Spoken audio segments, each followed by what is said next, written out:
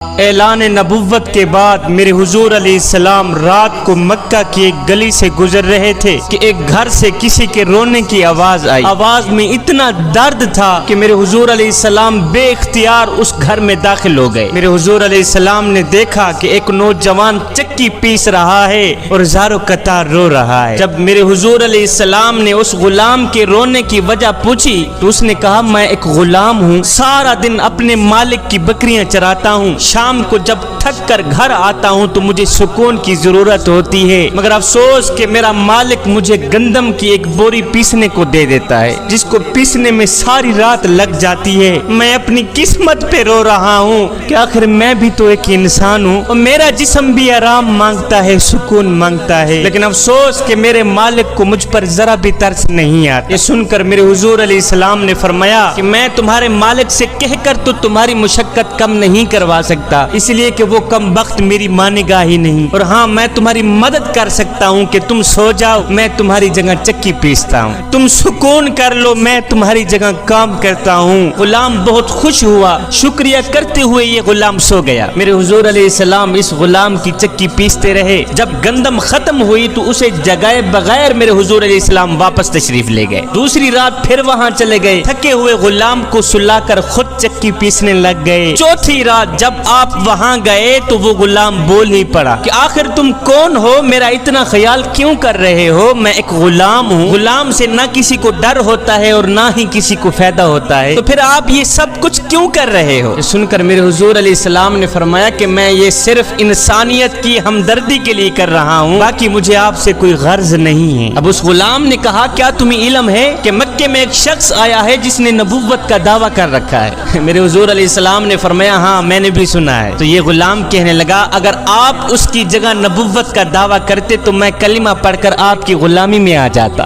اگر آپ جیسا انسانیت کا درد رکھنے والا شخص اس کی جگہ نبوت کا دعویٰ کرتا تو میں کلمہ پڑھ کر آپ کی غلامی میں آ جاتا۔